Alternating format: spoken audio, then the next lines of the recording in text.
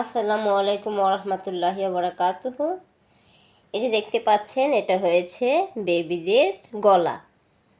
তো এটা কুশি কাটা দিয়ে তৈরি করা হয়েছে।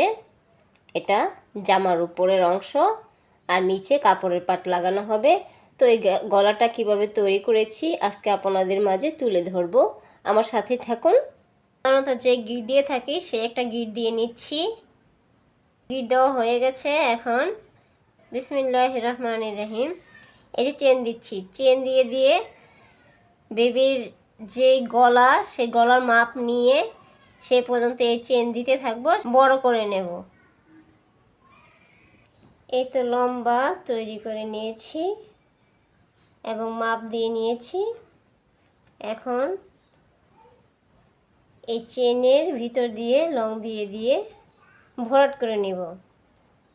এই তো একটা পেজ দিয়ে নিয়েছি। এখন চেনের মধ্যে দিয়ে লং তৈরি করব। এতে একটা লং হয়ে গেছে, ওটা ভরাট করে নিয়েছি। এখন একটা চেন দিয়ে নিব। এখন উল্টিয়ে নিব, মানে ঘুরিয়ে নিব। তো ঘুরিয়ে নিয়ে 5টা লং দিব পিছনের বর্ডার থাকার জন্য। সেই বর্ডারে বুতামও লাগাতে পারবেন।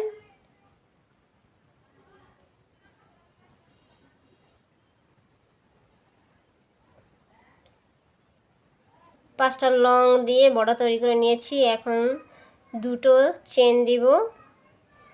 তারপর 1 2 2 ঘর, 2 ঘর পর বা 3 ঘর পর আপনারা চাইলে 2 ঘর পর নিতে পারেন বা 3 ঘর পরেও নিতে পারেন।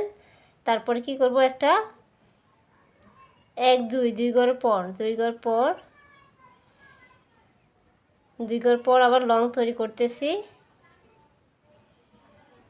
দুটো চেন দিয়ে 3টা লং তৈরি করেছি। এখন আবার দুটো চেন দিব মাঝখানে, একটা দুইটা চেন দিলাম। আবার ওই ঘরেই 3টা লং দেব।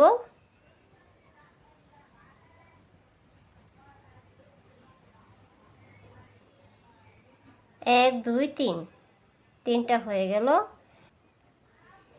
এই তো হয়ে গেল ডিজাইন। এইভাবে আস্তে আস্তে ডিজাইন তৈরি হবে বা গলা তৈরি হবে।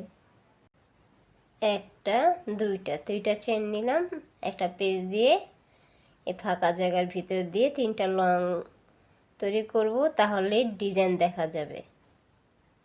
এই হয়ে গেল 2টা, এই হলো 3টা। এখন আবার দুটো চেন দিব, একটা দুইটা। আবার এই ফাঁকার মধ্যে আবার 3টা লং দেব, তাহলে ডিজাইন হয়ে যাবে।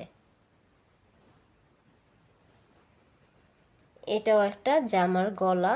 তো খয়েরি সুতার মধ্যে সাদা সুতা লাগিয়ে নিয়েছি।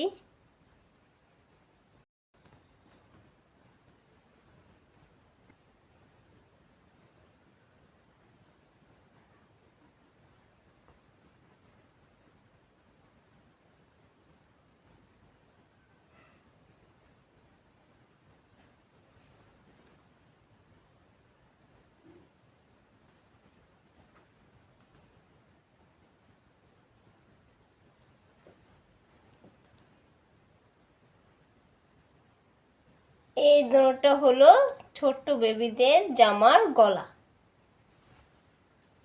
যদি কারো ভালো লেগে থাকে লাইক শেয়ার দিতে ভুলবেন না। তো সবাই ভালো থাকুন, সুস্থ থাকুন। আল্লাহ হাফেজ।